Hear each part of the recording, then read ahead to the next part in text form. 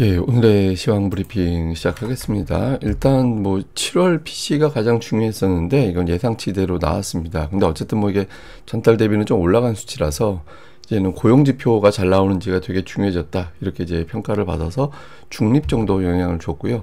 그런데 오늘 이제 반도체주들이 많이 빠지면서 나스닥을 끌어내렸고 이게 결과적으로 3대 지수 모두 떨어지게 만드는 이제 그런 요인이 됐습니다. 이건 뭐 잠시 또 개별적으로 설명드릴 거고, 그리고 이제 9월에 증시가 미국이 좀 약하거든요. 그러니까 계절적인 어떤 약세, 그러니까 이런 어떤 징크스가 좀 있는데 여기 이제 월요일은 미증시가 휴장이잖아요. 그러니까 연휴를 앞두고 있다라는 점도 투자자들에게는 좀 신중하게 가야 되는 거 아니냐. 그러니까 이런 어떤 경계 심리를 일부 좀 작동하게 만들었던 것 같습니다. 한국 관련 지표는 빠졌습니다. 그래서 우리 증시는 주 초에 한 0.7%, 그러니까 대략적으로 한 20포인트 정도 하락해서 출발할 것 같다. 이렇게 이제 투자자들은 예측을 했습니다.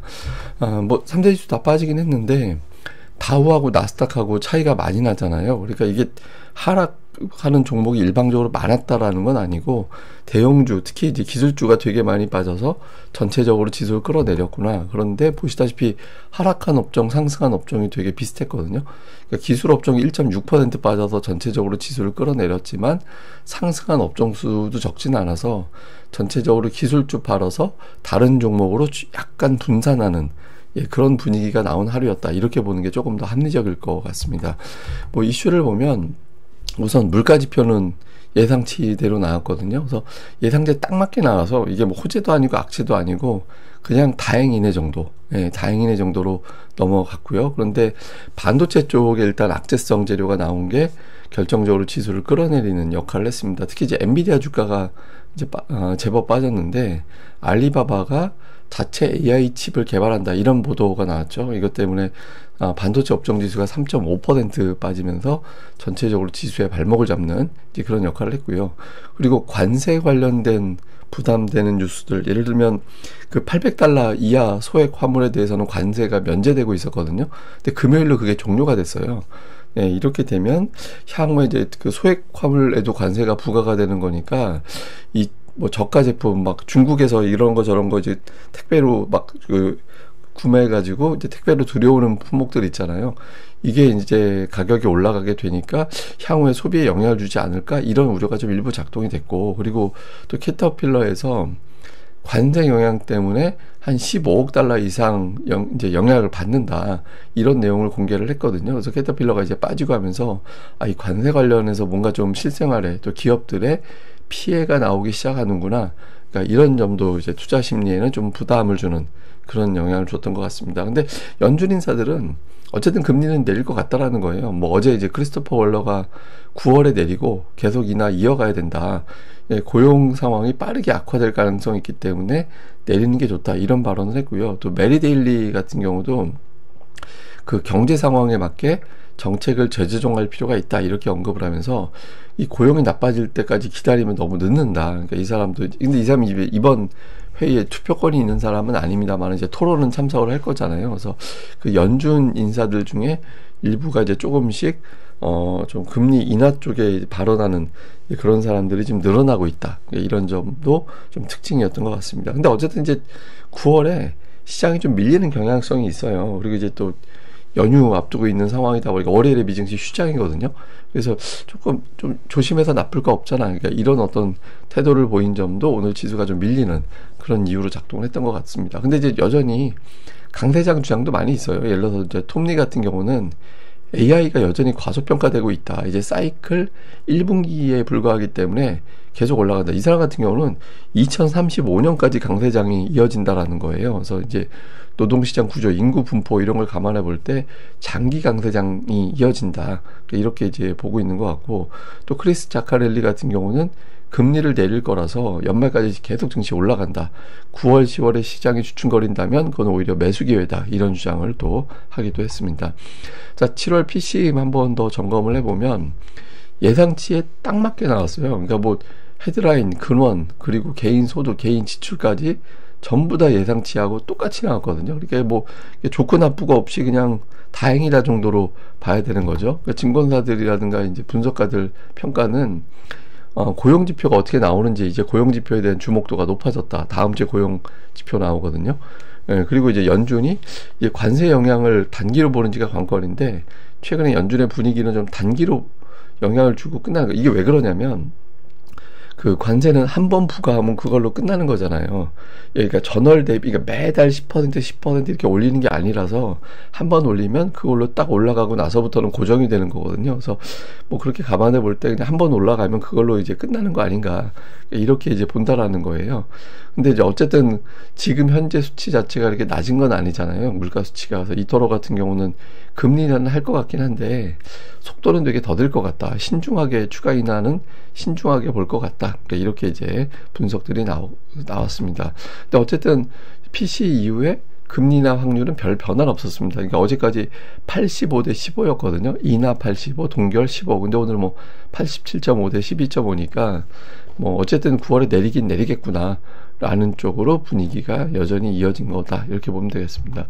근데 오늘 시장 발목 잡은 건 반도체였어요. 그러니까 그 엔비디아가 오늘 3.3% 빠졌는데 그 알리바바에서 자체 AI 칩을 개발하고 있다. 근데 이게 보통 개발을 하고 의뢰를 하면 또 TSMC에다가 맡기잖아요. 근데 이게 중국 내 업체에다 맡겼다라는 거예요. 그래서 성능이 부족한 건 당연히 알면서도 성능은 딸리지만 뭐 제품 구동하는데 별 문제는 없어. 뭐 이렇게 이제 생각을 해서 그냥 자국화, 국산화 이런 쪽으로 이제 추진을 하고 있다라는 겁니다. 그래서 엔비디아 주가가 좀 밀리는 그런 이유가 됐고, 마벨테크가 오늘 18%가 넘게 폭락을 했거든요.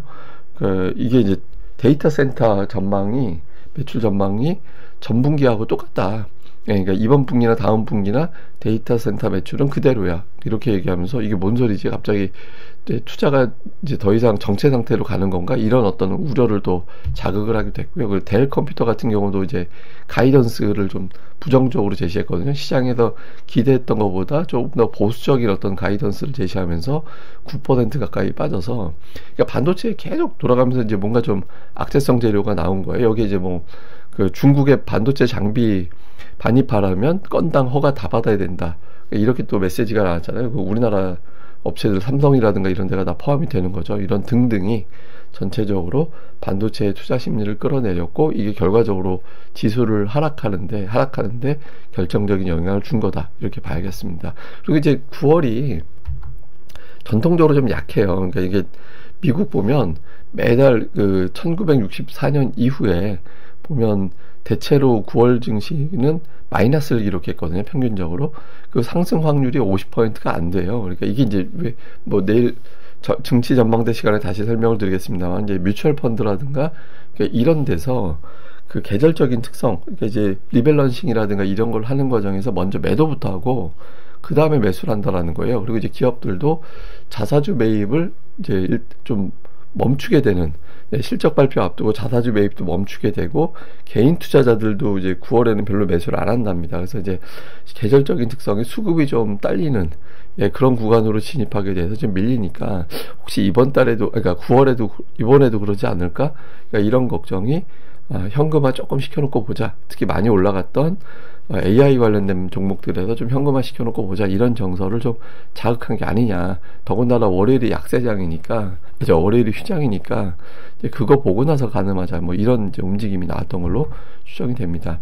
뭐 종목들별로는 뭐 시총 상단에서는 엔비디아, 브로드컴, 테슬라 이게 각 3%씩 빠지면서 지수 발목을 잡는 이제 그런 역할을 했고, 올라간 종목은 뭐 헬스케어 관련된 종목이나 에너지 관련된 종목, 그다음에 금융주가 선별적으로 올라간 거 정도, 그 다음에 이제 필수 소비재, 예를 들어서 무슨 뭐 하여튼 뭐 먹고 마시는 그런 관련된 종목들 있잖아요. 그래서 그런 종목군들이 선별적으로 또 올라가는 그런 모습을 보인 게 특징이었습니다. 그리고 이제 그 GDP 나오라는 거가 또 갑자기 올라갔는데, 이건 뭐냐면 현재 미국의 데이터를 종합해서 볼 때 미국의 올해 경제 성장률은 이 정도 될 것 같아요 라고 이제 보여주는 거거든요. 이게 이제 확 올라갔어요. 그러니까 이게 지금 어떤 의미를 갖냐면, 미국은 지금 금리 인하하려고 하잖아요. 근데 경기 침체로 금리 인하를 하는 거냐, 침체 없는 금리 인하가 단행이 되는 거냐, 여기에 따라서 주식시장의 반응은 다르거든요. 그러니까 침체 상태에서 금리 인하를 하면 초반에 거칠게 빠졌다가 증시가 올라가고 침체 없는 금리 인하를 하면 좀 완만하게 증시가 올라가고 이런 패턴을 보이거든요. 그래서 지금은 금리 인하 자체가 주식시장에는 나쁜 걸로 해석되지는 않을 것 같다. 이런 식의 어떤 흐름도 있습니다. 뭐 한국 관련 지표는 오늘 뭐 부진할 수밖에 없죠. 근데 보면 MSCI 한국 지수가 이게 달러로 거래가 되는 ETF라서 그러니까 미국 달러화에 따른 영향도 받거든요. 근데 어쨌든 지금 그냥 박스권이에요.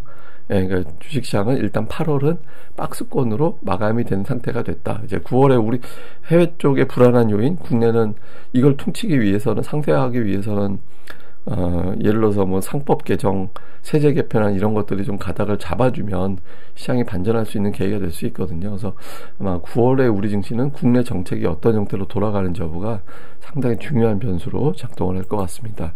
자, 시장 요약을 해보면 반도체 뉴스가 갑자기 많아졌습니다. 주말 사이에. 중국의 어떤 반도체 장비 반입할 때 건나 허가받아야 된다 이런 뉴스까지 나왔잖아요.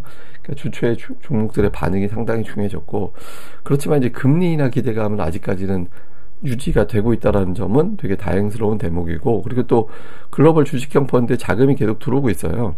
근데 규모는 좀 축소가 되긴 했거든요. 이게 이제 뭐 연준의 압박 때문이다, 연준에 대한 어떤 트럼프의 압박 때문이야, 뭐 이런 해석이 나오고 있는데, 어쨌든 규모가 축소되는 가운데 자금은 계속 들어오고 있다라는 점은 다행스러운 대목이고, 근데 한국 관련 지표는 부진해서 월요일에 일단 우리 증시는 하락 출발 후에 이제 분위기를 보게 될 거다. 이런 내용들도 이제 우리가 생각은 해봐야 될 것 같습니다. 예, 근데 이거는 이제 뭐냐면 미국 국민들 대상으로 현재 미국 상황이 어때요? 라고 물어본 설문이에요. 갤럽에서 이제 조사를 한 거거든요. 근데 이게 웃기는 게 공화당을 지지하는 사람들은 지금 상황이 좋아요 라고 만족해요 이렇게 답변하는 게 76%. 그러니까 중도인 사람들은 25% 정도가 이제 만족한다. 민주당 지지자들은요, 그러니까 지금 현재 미국의 야당 지지자는 제로예요, 제로. 예, 이 답변한 사람 중에 어떤 사람도 나는 미국 현재 상황에 만족하지 않아요 이렇게 답변을 한다라는 겁니다. 그러니까 제가 이걸 왜 보여드리냐면, 미국의 경제 지표는 하드 데이터가 있고 소프트 데이터가 있어요. 그러니까 하드 데이터라는 거는 실물 지표, 뭐 소매 판매나 경제 성장률, 고용 지표 뭐 이런 거 있잖아요. 이런 게 이제 하드 데이터고, 소프트 데이터는 심리 지표. 예를 들어서 오늘 뭐 미시건대에서 소비자 심리 지수 이런 거 나왔거든요. 그러니까 이런 심리 지수인데 이걸 과연 믿을 수 있겠느냐, 심리 지표를. 누구를 지지하느냐, 어느 정당을 지지하느냐에 따라서 천차만별로 지표가 나오고 있는 상황이라서, 이거는 지금으로서는 미국에서 나오는 데이터 중에서 하드 데이터만 조금 봐야 되고, 소프트 데이터에 대해서는 좀 민감하게 볼 필요는 없는 거 아닌가? 이렇게 이제 생각이 들더라고요. 그래서 향후에 이제 뭐 소매 판매, 고용 지표 이런 식으로 나오는 중요한 어떤 데이터 쪽만 좀 집중적으로 보고, 심리 지표 같은 경우는 막 들쑥날쑥할 가능성이 높기 때문에, 그러니까 그 부분에 대해서는 조금 이제 해석을 과도하게 할 필요는 없는 것 같다. 이렇게 이제 봐야 될 것 같습니다. 트럼프가 워낙 독특한 인물이다 보니까 거기에다 호불호가 너무 극단적으로 갈리잖아요. 그래서 이런 것들도 이제 조금 미국에서는 경제 저게 이제 도움이 되는 건지는 잘 모르겠습니다. 예, 어쨌든 주말 잘 보내시고요. 그러니까 비 오고 하는데, 예, 차분하게, 뭐 제가 이제 뭐 비 올 때마다 뭐 싱 인 더 레인이라든가 이런 어떤 음악 들으면은 기분이 좋아진다라고 말씀드리고 하잖아요. 그런 음악 들으면서 좀 잘 보내셨으면 좋겠습니다. 예, 저는 또 다음에 뵙겠습니다. 이 방송 구독하기와 좋아요, 예, 꼭 좀 부탁을 드리겠습니다. 감사합니다.